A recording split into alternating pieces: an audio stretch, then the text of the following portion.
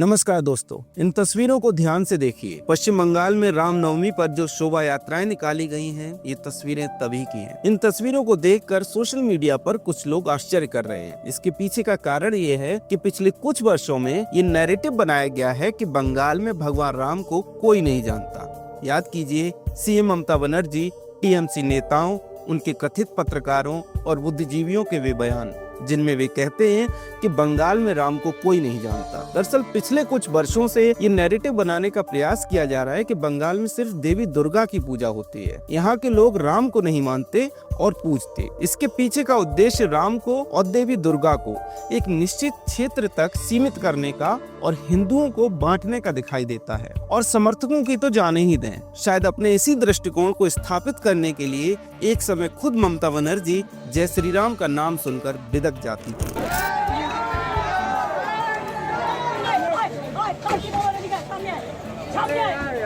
आपने देखा कैसे भगवान राम का नाम सुनकर सीएम ममता बनर्जी भड़क गई। शायद टीएमसी ने अपने राजनीतिक हितों के लिए ऐसा किया हो, लेकिन मजे की बात यह है कि सोशल मीडिया पर जो लोग स्वयं को धार्मिक या फिर राइट विंग का कहते हैं, वे भी इस बात में, इस नैरेटिव में फंसे हुए दिखाई देते हैं। उन्होंने भी शायद यह स्वीकार कर लिया है कि बंगाल में भगवान राम को कोई नहीं जानता, जबकि सच्चाई इसके बिल्कुल उलट है। रामनवमी की ये तस्वीरें तो इसका प्रत्यक्ष प्रमाण हैं, लेकिन अगर कोई थोड़ा सा सनातन को समझेगा, पढ़ेगा, तो जानेगा कि राम बंगाल के हर सनातनी के घर में हमेशा से रहे हैं। कृतवासी रामायण का नाम आपने जरूर सुना होगा।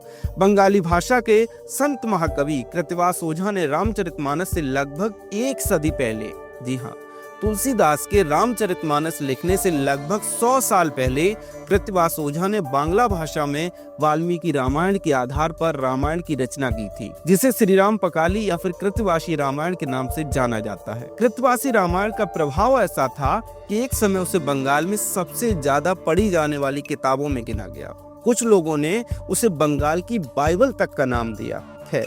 इससे एक बात तय है कि बंगाल के हर सनातनी ने कृतवासी रामायण को अपने दिल से लगाया। कहा जाता है कि तुलसीदास ने इसी से प्रेरणा लेकर रामचरितमानस लिखी थी। सिर्फ इतना ही नहीं, बंगाली समाज पर राम की कथा का प्रभाव इतना गहरा था कि इस किताब को भक्ति आंदोलन की शुरुआत समझा जाता है। ऐसे समाज के बारे में आज जब नेता या फिर बुद्धिजीवी कहते हैं कि वहाँ राम को कौन जानता है, तो सम्मान के साथ इनके लिए क्या कहा जाए, आप हमें कमेंट सेक्शन में जरूर बताएं। दोस्तों, ऐसा नहीं है कि ऐसा प्रयास पहली बार किया गया। एक धड़ा इस देश में हमेशा से रहा है जो देश को सांस्कृतिक तौर पर एक नहीं होने देना चाहता, जो सांस्कृतिक राष्ट्र की बात को स्वीकार नहीं करता।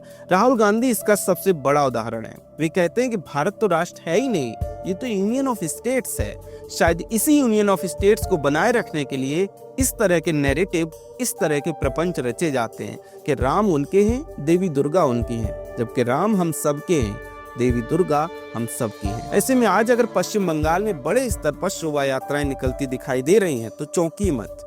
एक बात और देखिए, राम को बंगाल से बाहर का दिखाने के साथ साथ ये नैरेटिव बनाने का प्रयास भी किया गया कि भगवान राम को देवी दुर्गा के सामने खड़ा कर दिया जाए। कृतवासी रामायण को तोड़ मरोड़ कर ऐसे पेश किया गया मानो कृतवास के राम कोई और हों और तुलसीदास के राम कोई और हों। कहा गया कि कृतवास के राम देवी दुर्गा की आराधना करते, जबकि तुलसी के राम नहीं करते, जबकि सच्चाई यह है कि तुलसी के राम भी देवी दुर्गा की पूजा करते हैं। सुंदरकांड में बाबा तुलसी लिखते हैं, जय जय सुरनायक जन सुखदायक प्रणत पाल भगवती प्रगट बुद्धि बल देहु मोहे निज जन जाने लेइत सती। इस श्लोक में तुलसीदास ने लिखा है कि भगवान राम देवी दुर्गा की पूजा करते हुए कहते हैं, हे देवी जय हो, आप देवताओं की पूजनीय, भक्तों को सुख देने वाली और शरणागतों की रक्षक हैं। मुझे अपनी शरण में लेकर अपना भक्त जानकर मुझे बुद्धि और बल प्रदान करें। आपने देखा कि तुलसीदास के राम भी देवी दुर्गा की आराधना कर रहे हैं। सूर्यकांत त्रिपाठी निराला ने राम द्वारा देवी की आराधना पर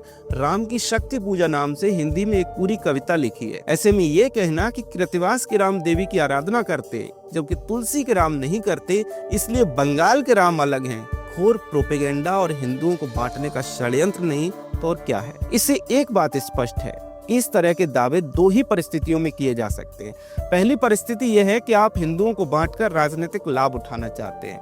दूसरी परिस्थिति ये हो सकती है कि आप सनातन के मूल को नहीं समझते, और वह मूल क्या है? वह मूल यह है कि सनातन सभी को स्वीकार करने वाला धर्म है।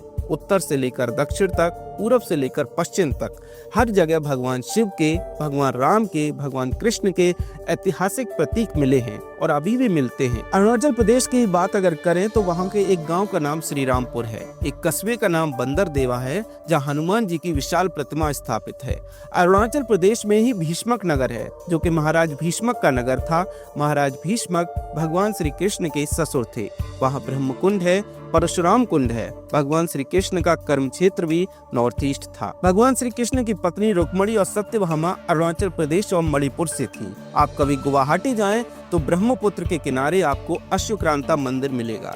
यह एक आर्कियोलॉजिकल साइट है। ऐसी मान्यता है कि यहाँ भगवान श्री कृष्ण के अश्व ने विश्राम किया था। ऐसे में ये कहना कि भगवान राम या फिर भगवान कृष्ण देश के किसी एक क्षेत्र तक सीमित हैं, प्रोपेगेंडा के सिवाय कुछ नहीं है। पश्चिम बंगाल और भगवान राम को लेकर आपका क्या कहना है? कमेंट सेक्शन में हमें जरूर बताएं। अगर आपको हमारा कंटेंट पसंद आता है तो हमारे चैनल को फॉलो भी कर लें।